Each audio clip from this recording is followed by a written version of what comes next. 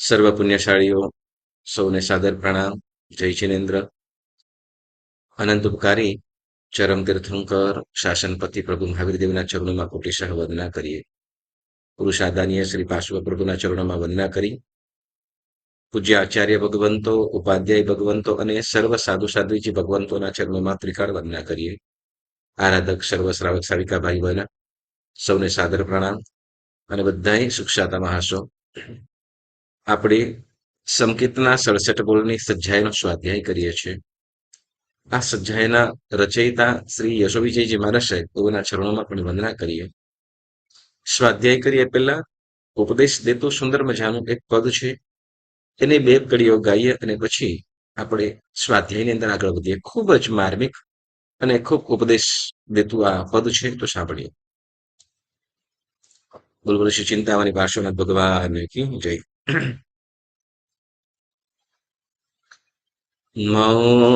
મૌતની ઘડી સુધી જો નહીં કરું ધરમ,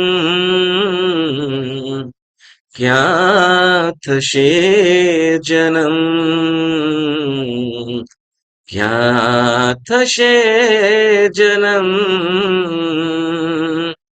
જીવની સાથે જશે જો આ કુડા કરમ,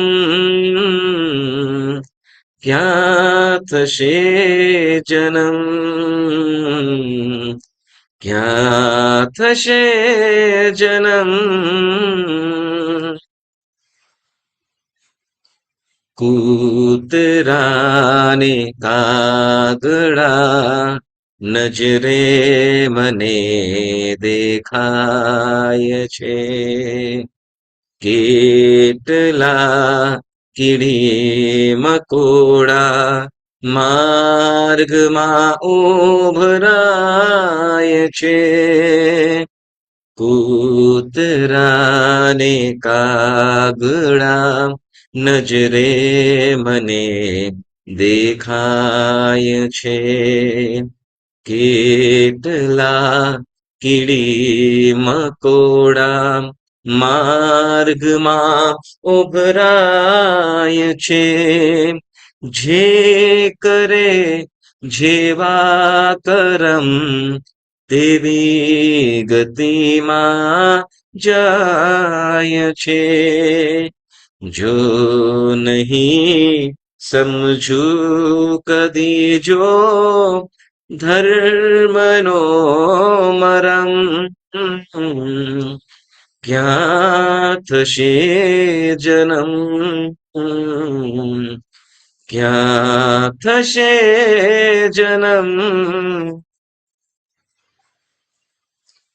જિંદગી લાંબી ઘણી છે, હું છું એવા ખ્યાલમાં. જિંદગી લાંબી ઘણી છે, હું છું એવા ખ્યાલમાં. ભોગવી લ્યો ભોગ સઘળા, શું ઉપાધિ હાલમાં. બાદમાં બેસી જઈશું માળા લઈને હાથમાં. બાદમાં બેસી જઈશું માળા લઈને હાથમાં. જો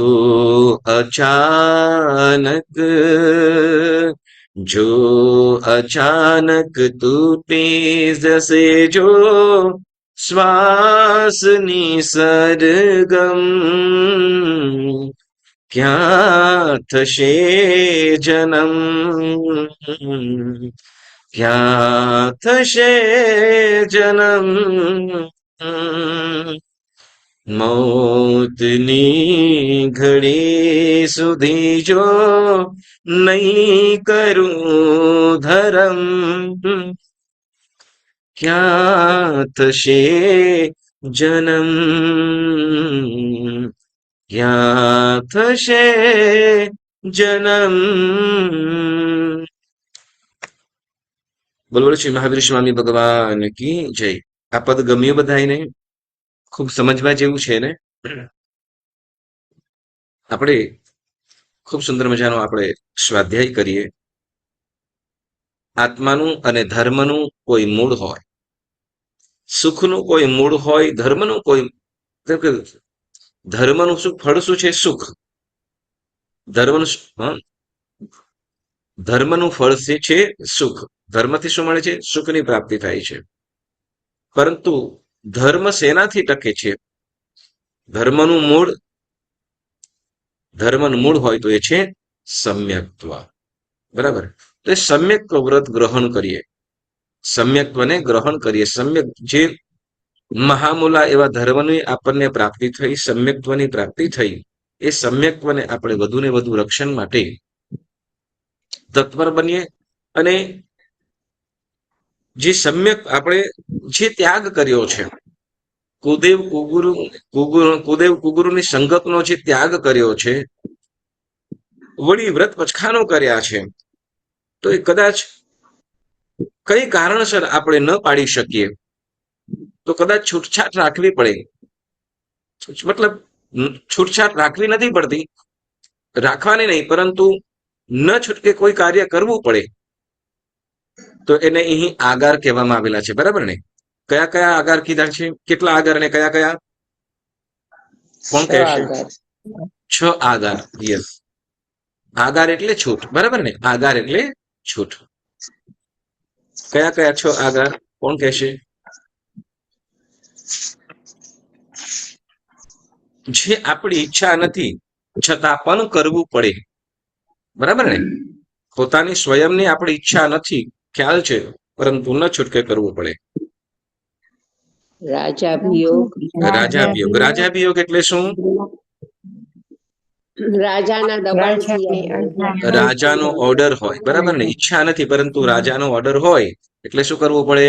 તો એ કાર્ય કરવું પડે. બરાબર? પછી રાજાભિયોગ. પછી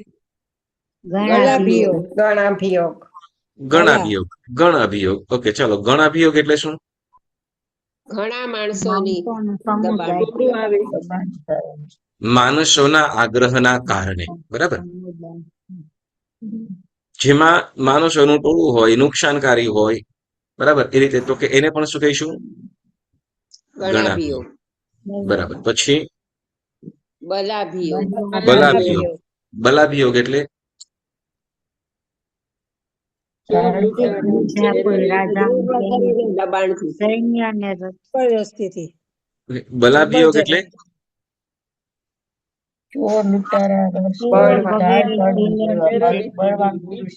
જ્યાં આપણું ચાલી શકે એવું નથી, જ્યાં આપણું ચાલી શકે એવું નથી, એવો બળવાન લોકો હોય, શક્તિવાળા હોય. માત્ર શક્તિવાળા, માત્ર શારીરિક શક્તિ જ નહીં, માત્ર શારીરિક શક્તિ જ નહીં, અત્યારે આની પણ શક્તિ હોય છે. બરાબર? પાવર એમ. પછી દેવાભિયોગ. દેવાભિયોગ એટલે ગોત્ર દેવ વગેરે.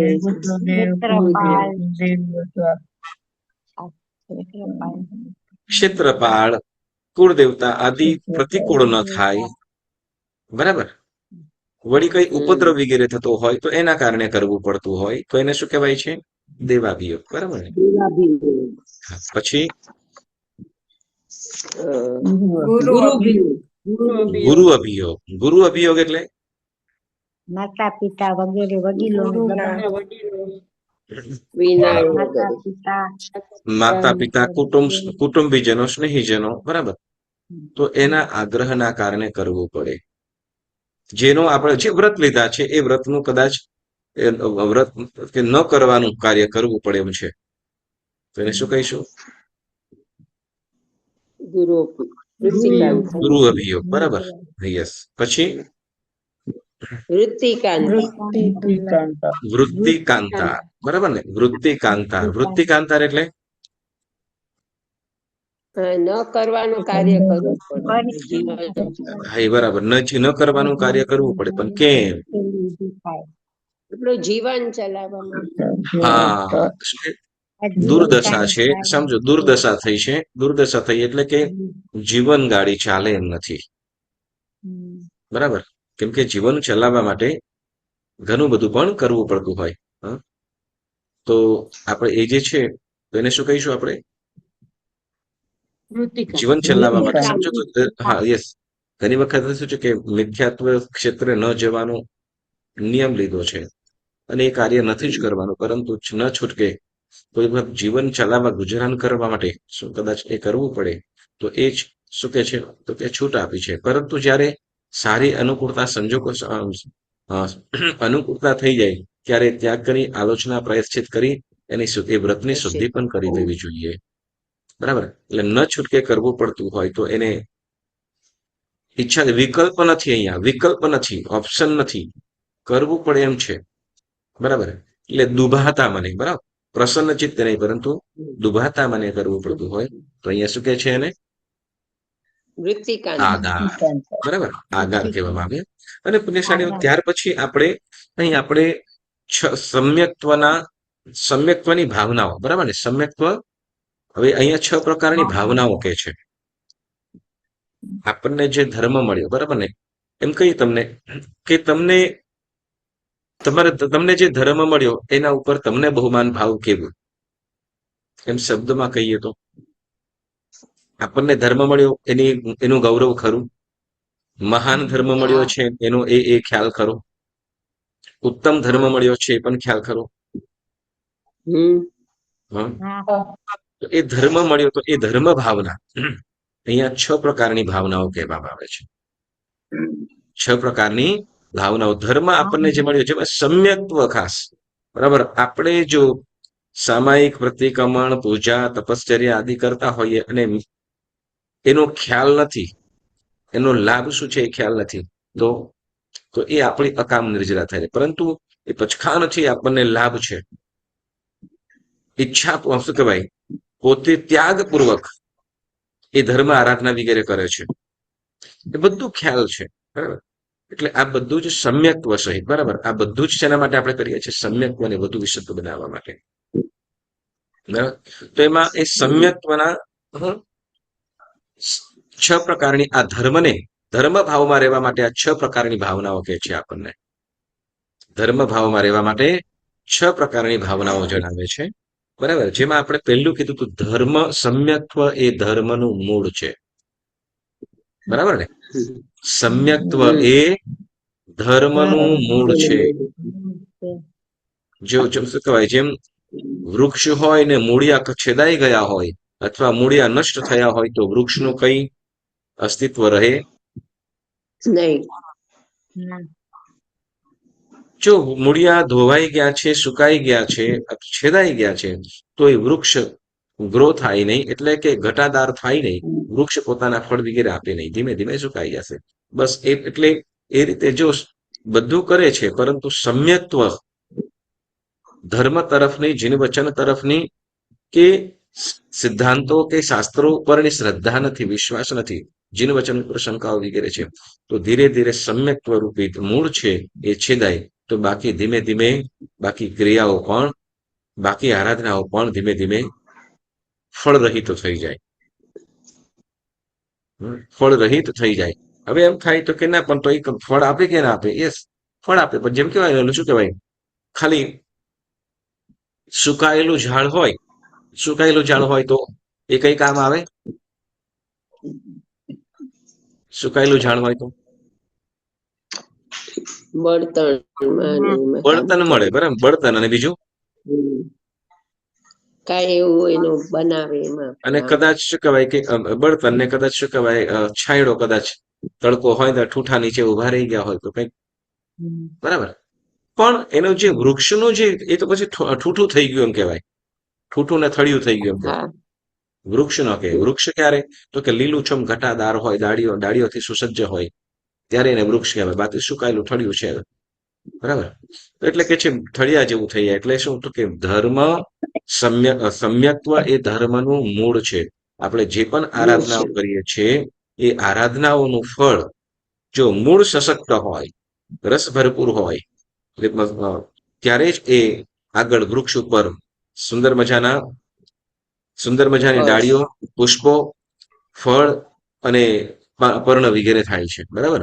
ડાળો, પાંદડાઓ, ફૂલ અને ફળ વગેરે. અહીંયા ફળ એટલે તો કે મોક્ષરૂપી ફળ. કયું? મોક્ષરૂપી ફળ. મોક્ષ એટલે રૂપી સમ્યક્ત્વ ફળ. રૂપી મૂળ છે.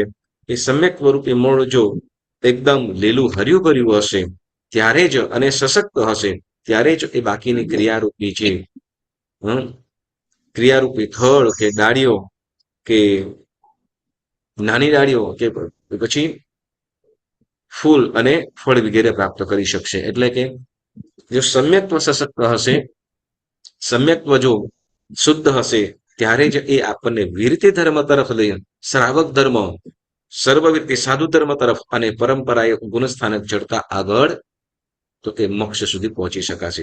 એટલે મોક્ષરૂપી ફળને પામવા માટે સમ્યક્ત્વ રૂપી મૂળને રસ ભરપૂર હોવું, એટલે વિશુદ્ધ હોવું આવશ્યક છે. એટલે ધર્મ સમ્યક્ત્વ એ ધર્મનું મૂળ છે. મૂળ બરાબર? પછી બીજું કે છે સમ્યક્ત્વ પ્રવેશ એ ધર્મરૂપી નગરમાં પ્રવેશ કરવા માટે દ્વાર સમાન છે. સમ્યક્ત્વ એ ધર્મરૂપી નગરમાં પ્રવેશ કરવા માટે દ્વાર સમાન છે. એક બાજુ નગરની બારે એટલે ત્યાં ચોર, લૂંટારો, ડાકુઓ વગેરે પણ હોય. એમાં જે સુરક્ષિત નથી, સદાય હર હંમેશ માટે ભય સતાવતો હોય, સુવિધા કઈ ન હોય, વ્યવસ્થા કઈ ન હોય. બરાબર ને? કે શું કહેવાય, જંગલની અંદર જઈએ તો જંગલમાં કઈ હોય? ના. ના. જંગલી પ્રાણીઓ. જંગલી પ્રાણીઓ હોય, હિંસક પ્રાણીઓ હોય. બરાબર? અને પાછા લૂંટારુ, ચોર વગેરે પણ હોય. તો સતત હિંસા અને હિંસાનો, મૃત્યુનો ભય છે. અને શું કહેવાય કે ભોજન વગેરે પણ કાંઈ મળી શકે, શાંતતા નથી. પરંતુ નગરમાં પ્રવેશ કરીએ એટલે તો કે ત્યાં બધું જ હાશકારો. પહેલા તો શું, તો કે નિર્ભય થઈ જઈએ. શું? નિર્ભય થઈ જઈએ. નગરમાં સિમ્પલ વસ્તુ છે. પહેલા પણ આપણે જોઈ ગયા એ શું કહેવાય કે ભાઈ એક જંગલની અંદર હોઈએ અથવા આપણે જે ગલીની અંદર રહેતા હોઈએ, આપણે જ્યાં સુધી ઘરમાં ન પહોંચી જઈએ ત્યાં કેવું થાય, ત્યાં સુધી કેવું લાગે? રાત્રિનો સમય હોય, ચાલો ને એના એ જ દિવસે આપણે સારું કે તમે માર્કેટથી તમે અહીંયા બધે ફરી પણ આવતા હોય, પણ એ જ સમય, એ રાત્રિનો સમય હોય ત્યારે એકલા ઉતરી ગયા, શું થાય? બીક 11-12 લાગે. વાગ્યા છે પછી બીક લાગે. ચલો ગાડીમાં તમે એકલા છો અથવા તમે એકલા, ગાડી બગડી ગઈ,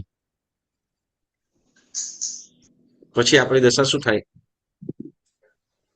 કેવો ભય પાણી બીક સતાવે, લાગે. બરાબર ને? સતત ભય સતાવ્યા કરે. અહીંયા તો નગર શું કહે, અહીંયા તો ખાલી ચોર લૂંટારાઓનો જ ભય છે ખાલી, પરંતુ જંગલની અંદર તો બધો જ ભય છે. પરંતુ જેમ નગરની અંદર પ્રવેશ કરતા નિર્ભય થઈ જાય છે, વળી શું કહે, શરીરના થકાનને દૂર કરવા માટે સુંદર મજાની વાવડીઓ પણ હોઈ શકે, તરસ છીપાવવા માટે પાણી પણ, ભૂખ શાંત કરવા માટે ભોજન પણ, અને સારા વ્યક્તિઓ પણ, સ્વજનો પણ મળી જાય.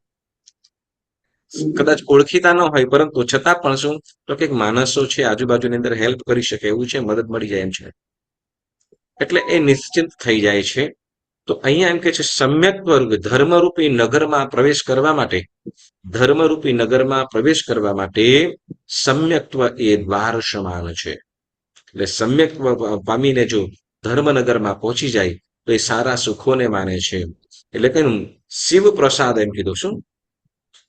શિવ પ્રસાદ, શિવરૂપી. હા, આપણે શિવરાની એમ કે ને, સિદ્ધિરાની એવું આવે ને, ક્યાંક આવે મુક્તિરૂપી રાણી, તો એ સિદ્ધશિલા રૂપી મહેલ કીધો. જેમ નગરની અંદર પ્રવેશ, નગરની અંદર મહેલ પણ હોય, બરાબર ને? તો નગરની અંદર, એ મહેલની અંદર પહોંચવા માટે જેમ શું કહેવાય, અભયતાને પામવા માટે નગરમાં પ્રવેશ કરી જઈએ, એટલે સમ્યક્ત્વ રૂપી ધર્મ. એટલે અહીંયા કોણ? તો કે કયું જંગલ છે? સંસારરૂપી જંગલ. અને એમાં સંસારરૂપી જંગલની અંદર હિંસક વસ્તુ કયું? તો કે અહીંયા કર્મરૂપી શત્રુઓ, રાગદ્વેષ રૂપી શત્રુઓ, દોષરૂપી શત્રુઓ. તો એ શત્રુ એ હંમેશા હિંસક. ક્રોધ, માન, માયા, લોભ, રાગ, દ્વેષ, ઈર્ષ્યા, અજ્ઞાનતા, ભય, શોક આદિ. તો આ બધા જે સતત આત્માને સતાવે છે, જેની પાસે સમ્યક્ત્વની સ્પર્શ ના થઈ, બરાબર, તો એનાથી બચવા માટે શું? તો કે સમ્યક્ત્વ રૂપી દ્વારથી ધર્મરૂપી નગરની અંદર પહોંચી આવો. અને શું? તો કે ધીમે ધીમે ધીમે શું? તો કે ધર્મરૂપી નગરની અંદર પ્રવેશ કરતા સારી રીતે એ રાજમાર્ગ મળતા. રાજમાર્ગ એટલે ધોરીમાર્ગ એટલે તો કે દેશવીરતિ સર્વવીરતિ. કયું? દેશવીરતિ અને સર્વવીરતિને પામી અંતે તો કે મહેલ સુધી પહોંચી શકે. એટલે શું? મહેલ સુધી એટલે મોક્ષ સુધી પહોંચી શકે છે. એટલે ધર્મરૂપી નગરની અંદર પ્રવેશ કરવા માટે સમ્યક્ત્વ એ ધર્મનું દ્વાર છે. નગર, ધર્મરૂપી નગરનું દ્વાર કયું છે? તો કે સમ્યક્ત્વ. બરાબર. અને હવે કે છે સમ્યક્ત્વ એ ધર્મનો પાયો છે. શું? સમ્યક્ત્વ એ ધર્મનો પાયો છે. કોઈ પણ મહેલ કે ઇમારત કે પ્રસાદ કે બિલ્ડિંગ કે ઘર ચનવું હોય, બનાવવું હોય, તો એને પહેલા શું કરશે? તો જમીનની અંદર ખાડો ખોદીને એનો પાયો નાખશે મજબૂત. બરાબર ને? પાયો નાખશે મજબૂત. અને એવી રીતે કરશે કે ગમે તેમ થાય. એક ગુજરાતીની અંદર એક લોકગીત આવતું કે છોરા સડક વચ્ચે સાપરીનો બાંધીએ રે. એટલે શું? સડક વચ્ચે કે ખાલી આમ નામ તો માનવું બનાવી નાખ્યું હોય, પવન આવીને ઉડાડી જાય. બરાબર ને? પાયો મજબૂત ન હોય તો શું થાય? થોડો અર્થક્વેક આવે તરત મકાન ઢસડી પડે. વળી મજબૂત ન હોય તો કે કદાચ વધુ વરસાદ પડી જાય તો પણ નીચે કદાચ જમીન સહેજ પણ થોડી આમ તેમ થાય, ઓછી થાય તો પણ શું થઈ જાય? ઢળી પડે. આપણે જોઈએ છે ને, ઘણા કાચા મકાનો હોય, બિચારા રહેતા હોય, એ લોકોના મકાનો વરસાદ પડે, પાણી ભરાય ને તરત શું થઈ જાય? પડી જાય. આવું જોઈએ છે ને આપણે. ફ્લડ આવીને થઈ જાય. કારણ શું? તો કે એ મકાનો છે પણ કેવા? તો કે કાચા પાયા. પણ જે પાકા મકાનો છે, ગમે એટલો વરસાદ આવે ને ગમે એટલો પવન આવે છતાં પણ શું? અડીખમ ઉભા હોય. કારણ શું? તો કે એના પાયા મજબૂત છે. બરાબર ને? તો પાયા મજબૂત છે. તો અહીંયા ધર્મરૂપી પ્રસાદ. પ્રસાદ એટલે ઓલું ખાવાનું. પ્રસાદ એટલે મહેલ. પ્રસાદ એટલે મહેલ. પ્રસાદ એટલે મહાપ્રસાદ ની વાત નથી કરતા પાછું. પ્રાસાદ એટલે મહેલ. શું કહેવાશે? પ્રાસાદ એટલે મહેલ. તો મહેલ માટે ધર્મરૂપી મહેલ કેવો? ધર્મરૂપી મહેલને મજબૂત બનાવવા માટે, ધર્મરૂપી મહેલને મજબૂત બનાવવા માટે શું કરે છે? તો કે એના પાયાને એકદમ મજબૂત કરે છે. અને મજબૂતાઈ પણ કેવી? તો કે રીતે કોન્ક્રીટ વગેરે કરીને એકદમ મજબૂત કરે ને વળી સાથે તો કે જે જગ્યાની અંદર જેટલા જગ્યાની અંદર હોય એની અંદર હજી ગ્રાઉન્ડ ફ્લોરની અંદર જ નીચે જ શું કરે? તો લોખંડના સળિયા વગેરે નાખીને એકદમ મજબૂત કરી દે કે જેનાથી આખી બિલ્ડિંગ ઉપર 8, 10, 15, 20, 25 માળનું હોય તો પણ એને કંઈ થાય નહીં એ રીતે મજબૂત કરે છે. એટલે એનો પાયો. અને ત્યાર પછી જો એ બિલ્ડિંગ ઇમારત બનાવવામાં આવે તો એકદમ ટકાઉ રહે છે, મજબૂત રહે છે. તો એ પ્રમાણે શું? તો કે ધર્મરૂપી મહેલ કે જેમાં સમ્યક્ત્વ રૂપી પાયો. ધર્મ એટલે શું?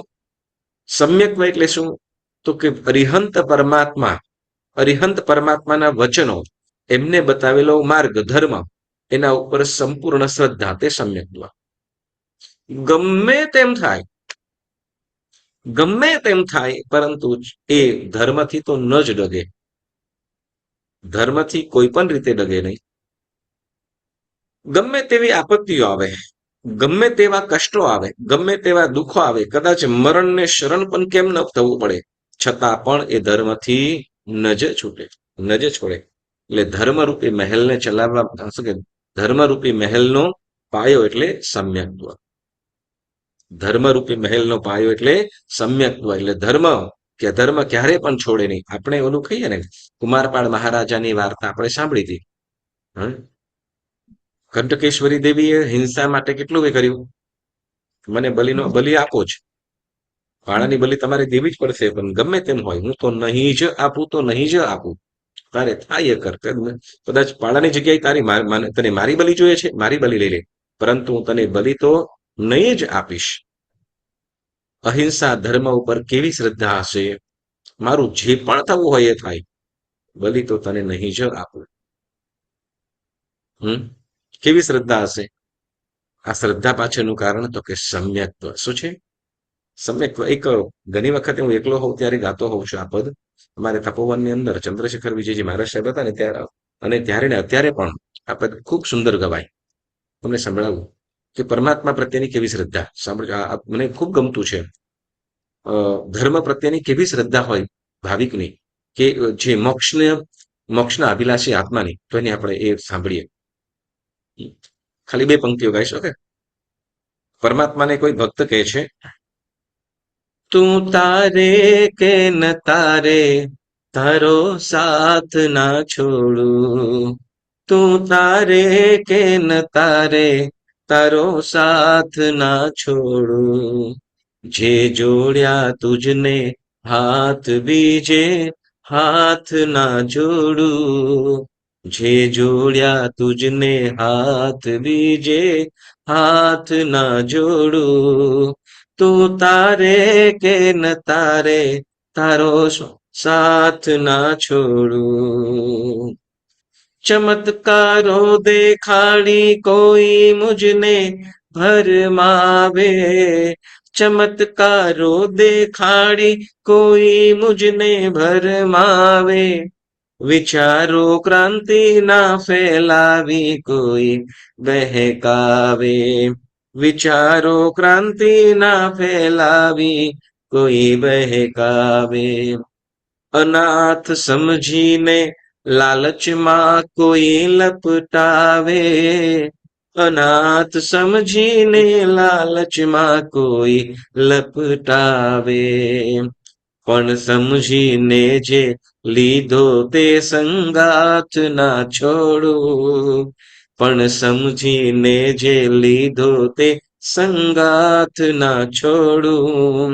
તું તારે કે ન તારે, તારો સાથ ના છોડું. તું તારે કે ન તારે, તારો સાથ ના છોડું.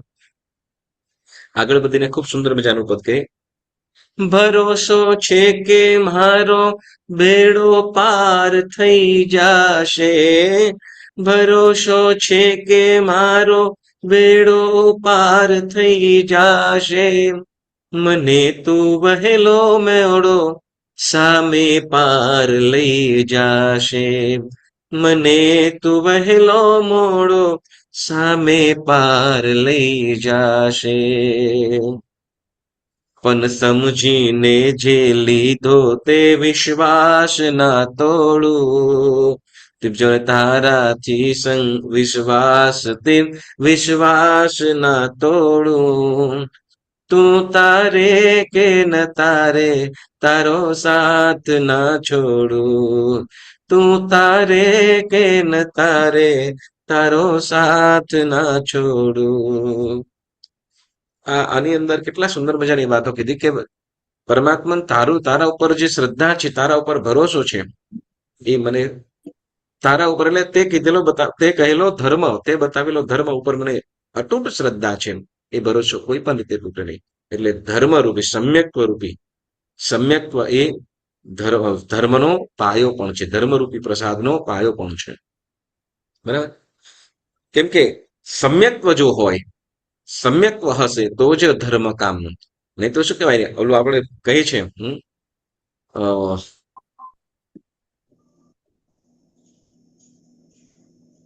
જ્ઞાન વિના પશુ સારીખા જાનો એને સંસાર. એટલે શું કે સમકિત વિના જીવ અરહો પરહો અથડાય. એટલે તો કે જે અજ્ઞાન તપે અજ્ઞાન પણ જ્ઞાન થઈ જાય, અજ્ઞાન પણ જ્ઞાન થઈ જાય. કેવી રીતે? તો કે એની વિચાર દ્રષ્ટિ આખી બદલાઈ જાય છે. હરિભદ્ર સુરીજી મહારાજ સાહેબ મિથ્યાત્વ અવસ્થામાં હતા તે વખતે પણ એની પાસે જ્ઞાન ખૂબ હતું, પણ અજ્ઞાન કહેવાતું. કારણ શું? તો કે વસ્તુને સારી રીતે એને જે પ્રમાણે છે સમજી શકતા નતા. પરંતુ ત્યાં ગુરુ ભગવંતનો યોગ થયો અને સાચી સમજણ પડી, સમ્યક દર્શન પ્રાપ્ત થયું, અને પછી જે પરમાત્મા પ્રત્યેનો અને ધર્મ પ્રત્યેનો જે ભાવ જાગ્યો, શ્રદ્ધા જાગી, અને શાસ્ત્રોના કેટલા તો કે 1444 ગ્રંથોની રચના કરી દે. અને ત્યાર સંયમ અંગીકાર સંયમ લઈને આચાર્ય પદે બિરાજમાન થાય. વિચાર તો કરો, સમ્યક કેવું છે? એટલે સમ્યક્ત્વ એ ધર્મનો પાયો છે. સમ્યક્ત્વ એ ધર્મનો પાયો છે. આપણે જે પણ આરાધના ક્રિયા વગેરે કરીએ છીએ એ બધું જ ક્યારે આપણને લેખ વિશેષ ફળદાયી બને? તો કે સમ્યક્ત્વ હશે ત્યારે. સમ્યક્ત્વ એટલે ફરીથી ને, સમ્યક્ત્વ એટલે જીનેશ્વર પરમાત્માના વચનો, જીનેશ્વર પરમાત્મા અને એમના વ્રતધર એવા ગુરુ ભગવંતો પ્રત્યેનું આપણને જે બહુમાન, આદર ભાવ, શ્રદ્ધા, એને અહીં સમ્યક્ત્વ કહેવામાં આવ્યું છે. બરાબર. હવે પુણ્યશાળીઓ આગળ વધીને કે ચોથા નંબરમાં કે છે સમ્યક્ત્વ એ ધર્મની તિજોરી એટલે ભંડાર છે. સમ્યક્ત્વ એ ધર્મની તિજોરી છે એટલે કે ભંડાર છે. હવે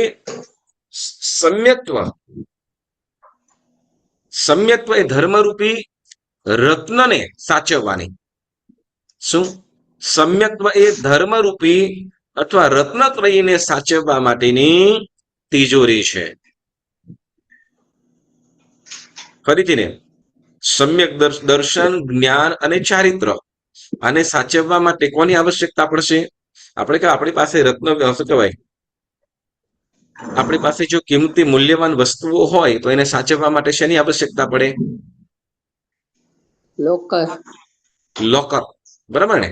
લોકરની આપણને આવશ્યકતા પડે. કેમ કે લોકર હોય ત્યારે જ એ સેફ રહી શકે છે. બરાબર ને? ગમે ત્યાં રાખીએ, ઘર કદાચ ગમે તેવું હોય, બરાબર ને, તાળું ન હોય, અથવા તાળું હોય પરંતુ ગમે ત્યાં કિંમતી વસ્તુઓ પડી હોય તો શું થાય? દ્રષ્ટિમાં આવતા ગમે ત્યારે ચોરી જાય. બરાબર ને? ગમે ત્યારે ચોરી જાય. એટલે તો કે રત્નોને સાચવવા માટે ગુણરૂપી રત્નો. કયા રત્નો? ગુણરૂપી રત્નો. એ રત્નને સાચવવા માટે અથવા એ સુરક્ષિત રાખવા માટે કોઈ ભંડાર અથવા તિજોરી હોય તો એ કોણ છે?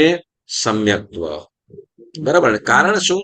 તો કે જો ક્ષમા, આપણામાં ક્ષમા ખરીને, દરેક જીવમાં ક્ષમા કરી પુણ્યશાળી?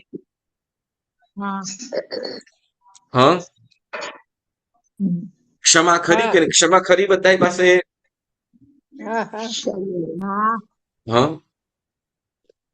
પણ સાચી ક્ષમા કે ખોટી ક્ષમા એનું અંકલન કેવી રીતે થાય? એક વખતે બન્યું એવું, સાંભળજો, એક વખતે બન્યું એવું કે શું કોઈ પહેલવાન હશે અને શું બિચારો પહેલવાન જતો હશે, સવારની અંદર જોગિંગ કરવા માટે નીકળ્યો હશે અને આમ દોડતા ગયો અને વળી ક્યાંક ગલીની અંદર શેરીમાંથી પસાર થતો હશે, ત્યાંથી બિચારાને ઈંટ પડી, એના માથા ઉપર, ખભા ઉપરથી ઈંટ પડી, અને ઈંટ પડી એટલે છે ને લાગ્યું, એટલે સહજ છે, પહેલવાન હતો એટલે ધોઈ નાખવાના મૂળમાં જ હોય. કોણ છે? એક તો પાછું સવારમાં હોય, અને શું કહેવાય, ઈંટ લઈને ગયો, બતાવું અત્યારે ધોઈ નાખવો, અને ત્યાં ઈંટ લઈને ગયો, અત્યારે આમ ધુઆ ફુવા થતો જ ગયો, અને જે ઉપર જે એના ઘરે પહોંચ્યો, ઈંટ લઈને ઘરે પહોંચ્યો અને દરવાજો પણ જોરથી પટાક્યો, અને કોણ છે ખબર નથી પડતી, આમ કરીને ગુસ્સાની અંદર બોલવા લાગ્યો. બરાબર. અને બોલીને દરવાજો પટાક્યો અને પછી અંદરથી દરવાજો ખોલ્યો,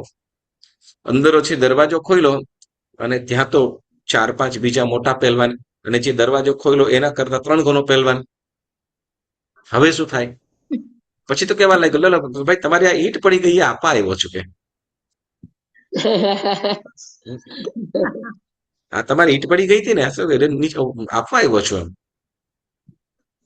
હે બોલો, તે વખતે ક્ષમા ખરી, એને કેવું ધ્યાન લીધું. હવે જો ત્યાં ધોવા બોવા કરે તો શું થાય? ધોવાઈ જાય પોતે. બિચારો સારી રીતે ધોવાઈ જાય. એટલે હવે ત્યાં શું છે, ત્યાં સુધી ભાઈ તમારી ઈંટ, તમારી ઉપરથી ઈંટ પડી ગઈ તો ઈંટ આવી વેસ્ટ ના કરાય, કે એમ લઈને આવ્યો છું કે. હવે તે વખતે હોય જો ધોવા પોવા ન થયા ત્યાં તો એક ક્ષમા કીધી, એટલે ક્ષમા રાખી કહેવાય. ક્ષમા રાખી, પણ ક્ષમા કેવી કહેવાય? સમજણપૂર્વકની નહીં. હા, સમજણપૂર્વકની કહેવાય, પણ કેવી રીતે કે એ મેથી પાકમાંથી બચવા માટેની. ત્યાં સમ્યક એ સાચી ક્ષમા નથી. બસ ત્યાં સુધી કે હવે ત્યાં કઈ ગડબડ કરે એમ છે તો ત્યાં ધોવાઈ જાય એમ છે, એટલે તે છૂટકો જ નથી. પણ ક્ષમા સાચી સમ્યક તો થઈને, તો ક્ષમા રૂપી રત્નને સાચવવા માટે સંકેત રૂપી તિજોરી કેવી રીતે? તો કે અહીંયા શું, હું ક્રોધ કરીશ, એનાથી કઈ બાય મિસ્ટેક પડી ગયો હશે. ક્રોધ કરવાનું શું, એને કઈ જાણી જોઈને તો નથી જ કર્યું. એનાથી કોઈનાથી પણ ભૂલ પણ થાય, ચાલો પડી ગયું, થઈ ગયું, ચાલો નીકળીએ, બરાબર. કઈ પણ વિચાર્યા વગર કોઈનાથી પણ મિસ્ટેક થઈ શકે છે. આમ સહજ ભાવે નીકળી જાય, સહજ ભાવે નીકળી જાય કે ક્ષમા રાખે, કે ક્રોધ કરવાથી કોઈ મતલબ નથી, કોઈ જાણી જોઈને તો કર્યું ના હોય. તો આવા જે સારા વિચારોની અંદર હોય તો એને આપણે સંકેત, જેની અંદર અને જેને આ વ્યવહાર, એ પાછું વ્યવહાર ક્ષમા કહેવાશે. શું કહેવાશે? આમને આમ નીકળી જવાય છે એને વ્યવહાર, કોઈનાથી પણ થઈ શકે છે, ભૂલથી થઈ ગયો છે, તો એમાં શું, તો કે વ્યવહાર ક્ષમા થઈ. પણ સંકેત ક્ષમા શું, તો કે મારે કઈ પણ થાય, મારે ક્રોધ કરવો જ નથી. ગમે તે થાય, મારે ક્રોધ કરવો જ નથી. એટલે તો કે હું ક્રોધ થઈશ, સામેવાળા જીવનું કઈ થાય કે ન થાય, પરંતુ મારું સ્વયંનું પોતાનું તો નુકસાન કરે જ છે. કષાય રૂપી ક્રોધાગ્નિ, કષાય રૂપી જે અગ્નિ છે, ક્રોધ રૂપી અગ્નિ છે, એ તો કે વિવેક રૂપી ક્ષમા રૂપી, શું કહેવાય, ક્ષમા રૂપી ગુણનો નાશ કરી દે છે. એટલે મારે ક્ષમાને મારે ખોવી નથી. એટલે એમ વિચારે ત્યારે શું થાય છે? સમકિત રૂપી. એટલે તો કે સમકિત રૂપી ક્ષમા, સરળતા, નિષ્પૃહતા, તપ, ત્યાગ આદિ જે ગુણો છે, આત્માના જે ગુણો છે, એ ગુણોને સાચવવા માટે શું કરવું પડે છે? સંકેત રૂપી તિજોરીની આવશ્યકતા પડે છે. સમ્યક એમાં પુણ્યશાળી આ જ્ઞાનરૂપી જ્ઞાનને પણ જ્ઞાન રયન પામી એકાંતે થઈ ગયા મેં વાસી. એટલે જ્ઞાનરૂપી રત્નને સાચવવા માટે પણ સંકેત રૂપી તિજોરીની આવશ્યકતા છે. એટલે ગુણોને સાચવવા માટે. અને શું, તો કે આ સમ્યક રૂપી, જેમ સિમ્પલ વસ્તુ છે, તમે ગામ પર ગામ કદાચ મહિનો 2 મહિના જવું છે, બરાબર, મહિનો 2 મહિના માટે જવું છે, અથવા 15-20 દિવસ માટે જવું છે, અને તમારી પાસે સારા એવા આભૂષણો વગેરે છે. હવે ત્યાં ફરવા માટે ગયા છે, એટલે ત્યાં લઈ જઈએ નહીં, બરાબર. અને ઘરમાં આપણે શું કહેવાય, ઘરમાં પણ રીડું કોઈ ના આવે, એટલે કદાચ ગમે તે થાય તો આપણે આભૂષણો પણ ક્યાં રાખીશું? આપણી પાસે જે સોનાના સારા આભૂષણ ઘરેણા હશે તો ક્યાં રાખીશું? સેફ જગ્યાએ. હા, સેફ જગ્યાએ ક્યાં? બેંકમાં કે બેંકમાં. ચાલો, પણ હવે થોડાક દિવસ માટે જ છે, તો કે શું કે આપણા જે નજીકના સગાવાલા હશે ત્યાં, બરાબર ને, જેના ઉપર તમને ભરોસો હોય, બરાબર છે, એ ચોક્કસ આ કરતા હોઈએ છે. હવે એ પણ પાછું કે જેની પાસે સારું એવું સેફ છે, કે કમ્પ્લીટ છે, કોઈ પણ રીતે શું, એમને તો એમ થાય કે આપણે સાચવવા માટે આપ્યું ને એમના ઘરે મહેમાન આવી ગયા તો શું થાય? એટલે બધું તપાસ કરી કે ના આ બધું સેફ રહેશે, બરાબર ને. તો એવી રીતે આપણે જે કરીને જઈએ,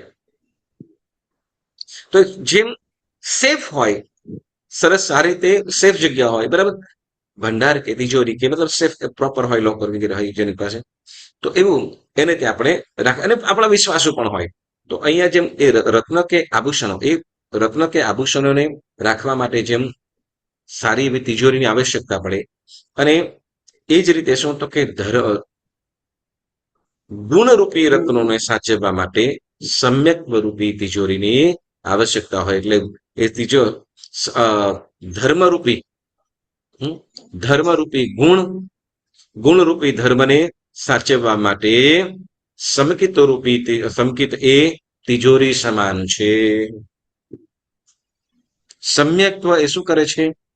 જુઓ, આપણે તપ કરીએ છીએ, બરાબર ને? તો તપ આપણે જો ઉપવાસ કે આંબિલનું પચખાન કરીએ, તમને સિમ્પલ વસ્તુ કહે, હવે આવશે જ આગળ.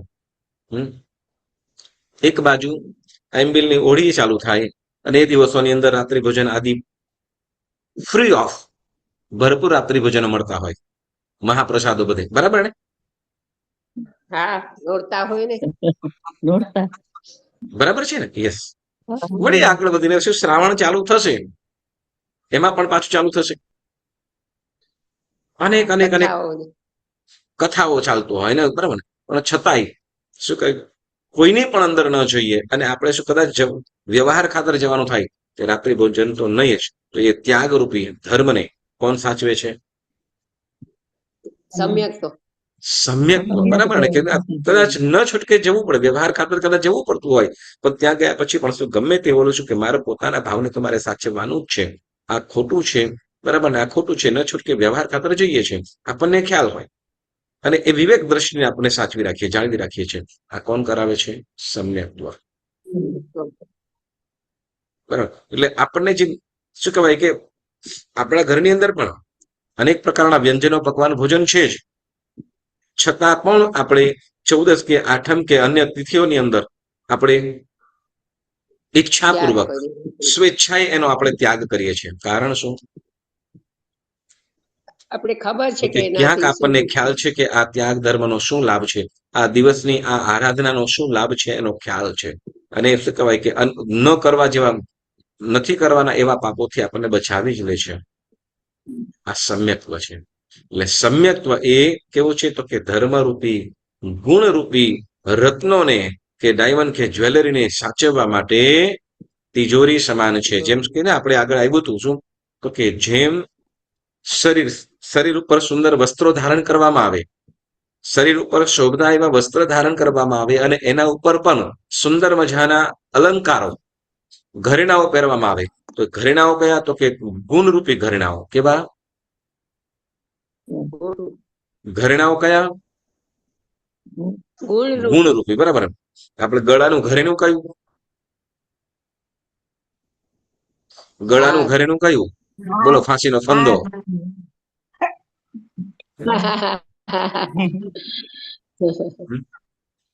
ગળાનું ઘરેણું કયું? હાર. બોલો, નેકલેસ. બોલો.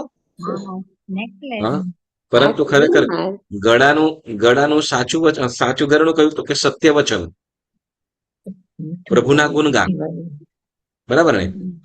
નાકનું સાચું આભૂષણ કયું? હા,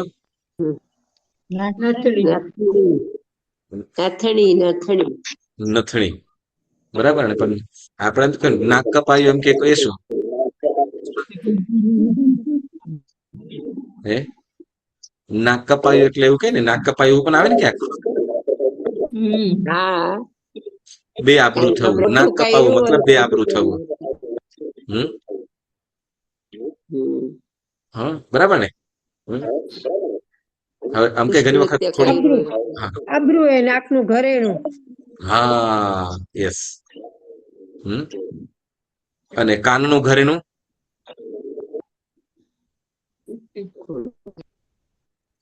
બોલો, કાનનું ઘરેણું બોલો.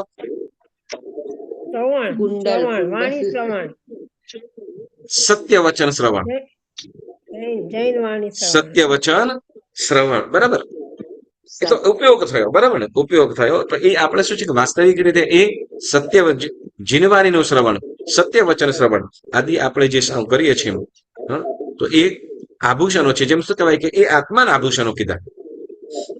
શરીર ઉપર જેમ સારું વસ્ત્ર અને એના ઉપર આભૂષણો ધારણ કરવામાં આવે, તો જેમ શરીરને શોભા વધે છે, તેમ સમ્યક્ત્વ શું, જે ગુણરૂપી રત્નો સુરક્ષિત અને શેનાથી? તો કે સમ્યક્ત્વથી એ સુંદર રીતે શોભે છે.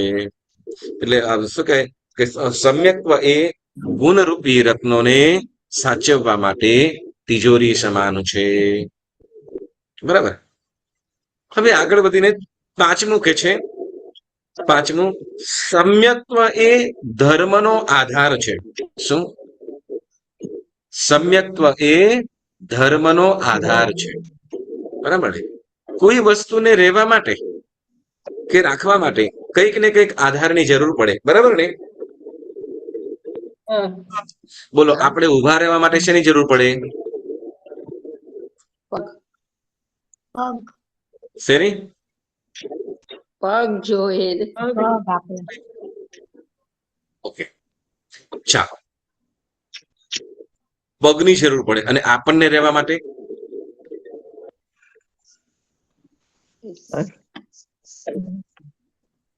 આપણને રહેવા માટે? ઘર રહેવાનું છે, ઘર ઘર બનાવવા માટે?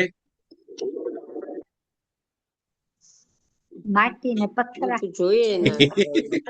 ઓકે, સિમ્પલ વસ્તુ કહીએ છીએ. શું કહેવાય? દરેક વસ્તુને રહેવા માટે હું તમને કહું છું, આપણે બધા કે આપણે રહેવા માટે શું? તો ધરતી. બરાબર ને? આપણો આધાર કોણ? આપણે કેના ઉપર રહેલા છે? આપણે કેના ઉપર ઉભા રહેલા છીએ બધા? ધરતી ઉપર. બરાબર. બરાબર કે કોઈ એલિયન છે અહીંયા? કોઈ ધરતીથી 4 આંગળ ઊંચા ચાલતા હોય એવું કોઈ છે? છે નહીં. યસ, બરાબર. દેવદેવીઓ હોય એ લોકો ધરતી ઉપર ધરતીને સ્પર્શ ન કરે, એને આધાર, એને આવશ્યકતા પડતી નથી. બરાબર, એને આવશ્યકતા પડતી નથી. પણ આપણને રહેવા માટે શું કરવું પડે છે? ધરતીનો સ્પર્શ કરીને. એટલે ધરતીનો આપણો આધાર ધરતી છે. બરાબર ને? એટલે જે પણ છે આપણો ધરતી ઉપર છે બધું આપણા માટે. તો રહેવા માટે, જેમ બેસવા માટે ખુરશી એ આધાર છે. બરાબર, ધરતી હાલવા ચાલવા માટે ધરતી આધાર છે. તો એમ કોઈ પણ વસ્તુ જે સમ્યક્ત્વ છે એ ધર્મનો આધાર છે. સમ્યક્ત્વ એ ધર્મનો આધાર છે. અથવા આપણે બીજી રીતે કહીએ, બરાબર ને? આપણે બીજી રીતે કહીએ તો આપણે એમ કે કોના આધારે રહીએ છીએ? ઘરમાં કે કોઈને આપણું ચલાવતા હોય?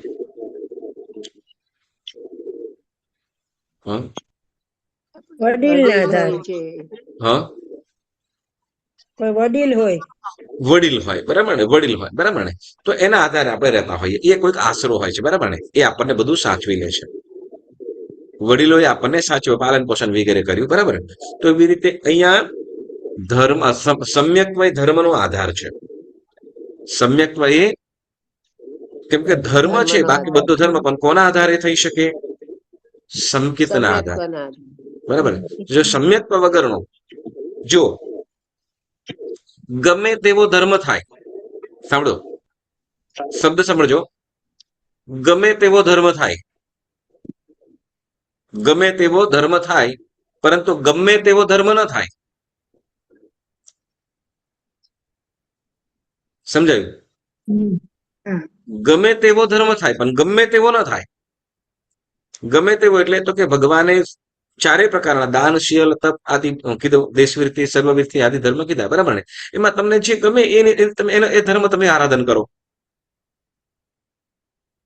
આપણને દેશવીરથી, સર્વવીરથી, સામાયિક, પ્રતિક્રમણ, તપશ્ચર્યા, ક્રિયાઓ, ભક્તિ આદિ ધર્મ આપણને કીધો છે.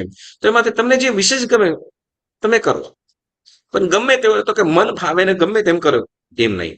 ગમે તેવો નહીં, તો કે જે સારો છે, આજ્ઞાંકિત હોય, તો એવો ધર્મ કરીએ. તો એ ધર્મનું આધાર કોણ છે? સમ્યક્ત્વ. તો ધર્મનું આધાર સમ્યક્ત્વ, અને ધર્મનું વાસન અથવા ભાજન કોણ છે? ધર્મ. આ 2 વાતો આપણે આવતી વખત સાંભળીશું. પહેલા કયું? તો કે સમ્યક્ત્વ એ ધર્મનો આધાર છે એ, અને સમ્યક્ત્વ એ ધર્મનું ભાજન એટલે વાસન. તો કેવી રીતે, એની વાતો આપણે આવતી વખતે પુણ્યશાળીઓ ચોક્કસ સાંભળીશું. આઈ હોપ તમને સરસ મજાનું આ સમજાતું હશે. આ સંકીર્તનના સરસરબોલની સજાયનો સ્વાધ્યાય આપણે કરી રહ્યા છીએ. આ સ્વાધ્યાય કરતા કંઈ પણ જીના આજ્ઞા વિરુદ્ધ બોલાયું હોય તો પુણ્યશાળીઓ મન વચન કાયાથી ત્રિવિધે મિચ્છામિ દુક્કડમ.